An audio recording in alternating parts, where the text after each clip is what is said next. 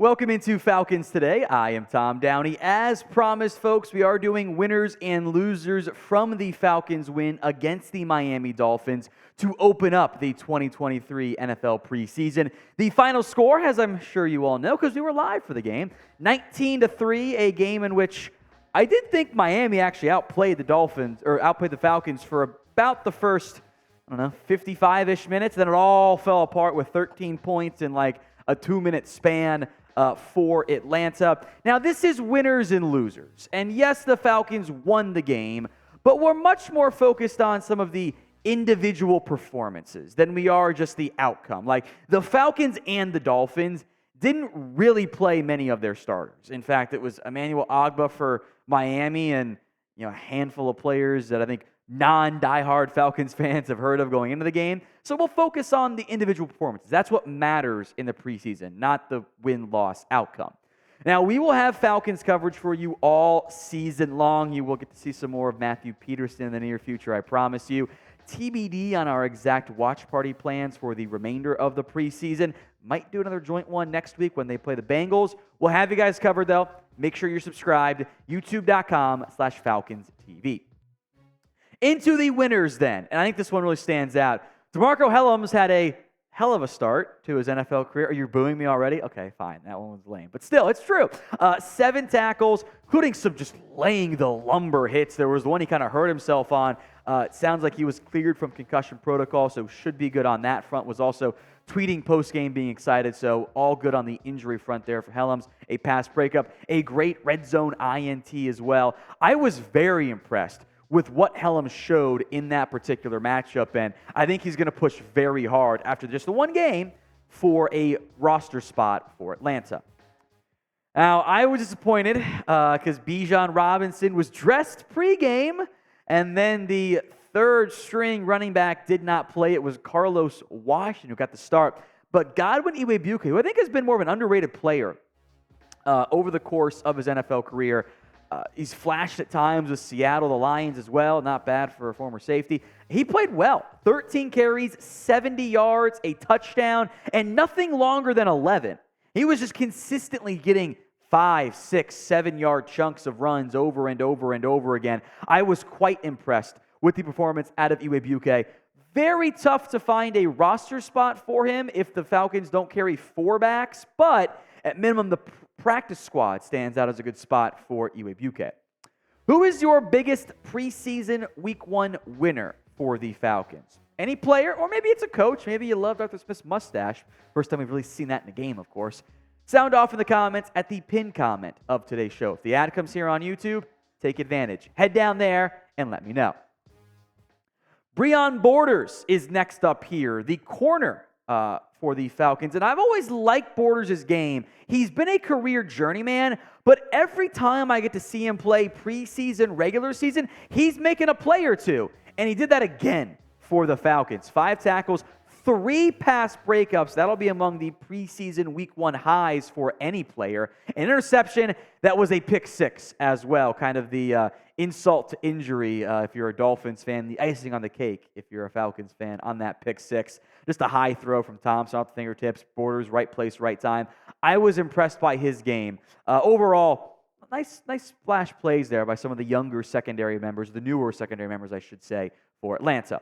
And although I was disappointed to not see Bijan Robinson play, because that would have been super fun, we do have Bijan Robinson jerseys available for you guys. Get yours now so you don't have to wait for one in the regular season. Chatsports.com/BijanATL. That link will be in the comment section and the description of today's show. I have very high expectations for Robinson. I think he'll be among the NFL's best backs immediately.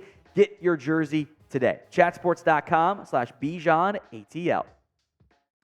I feel like I'm cheating putting Arnold Ebiketie in this list. He had the forced fumble sack late in the game coming up against, I think it was James Turnstile, a.k.a. James Turnstile, for the Miami Dolphins. That is a second-round pick in Ebiketie against a rookie UDFA tackle. Of course, that was an easy win for Ebiketie. I was a bit surprised he was playing that deep in the game, but hey, he was a raw developmental piece, so to speak, coming out of Penn State. Why not give him more reps, boost some confidence there? The strip sack, got to mention him in the winners.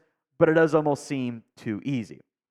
The play of the game, make no mistake, it was a fun one, was the 79-yard punt return touchdown by Dee Alford. Now, how exactly he carves out a special teams return role, I'm not too sure since, Cordero Patterson can still handle most of those duties, but that was a nice play out of Alford. He also had a pass breakup on defense as well. If you're able to contribute on special teams, whether it's a return man or as a gunner, that does tend to go a long way in terms of making the 53-man roster. So hats off to Alford for that effort. I want you guys to grade the Falcons' preseason Week 1 performance. A, B, C, D, or F. I'm going to give it somewhere in that, I'm going to give it like a B range. I know they won 19-3. I actually wasn't overly impressed by Logan Woodside, 14 of 23. Had some pressures kind of going on late. Maybe some miscommunication, some drops. We'll get to the losers on that side there. I thought it was fine.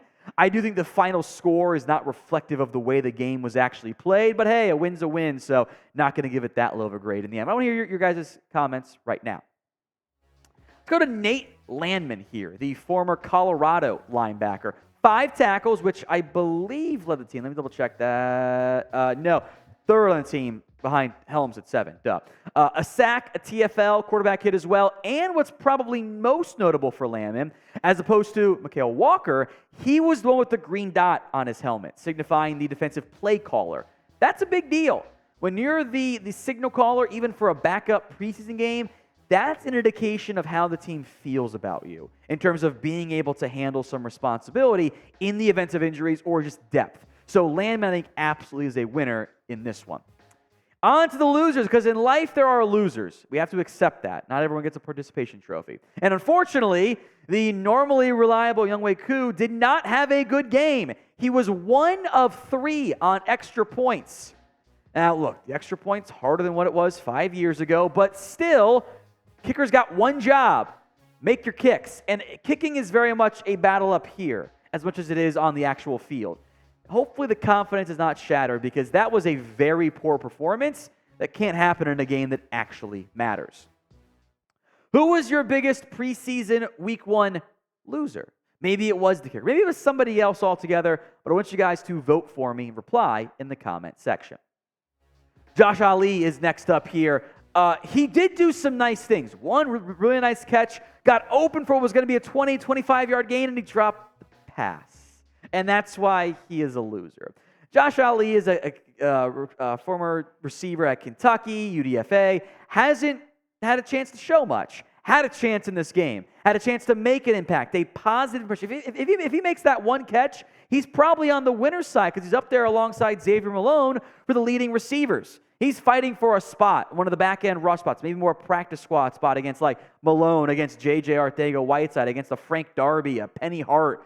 Dropping passes is a negative impression you don't want to actually have. The last of the losers, well, if you wanted to see some of the starters, I regret to inform you they did not play. It was quite truly the third-string units out there for both sides in that game. Emmanuel Ogbah played for the Dolphins. The Falcons played guys you heard of. Maybe you've heard of, a Scotty Miller in the past. Ebiketie played a decent amount there.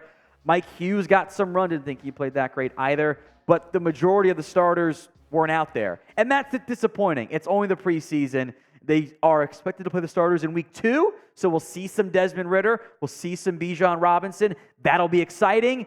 But it would have been nice to see the starters in this particular game.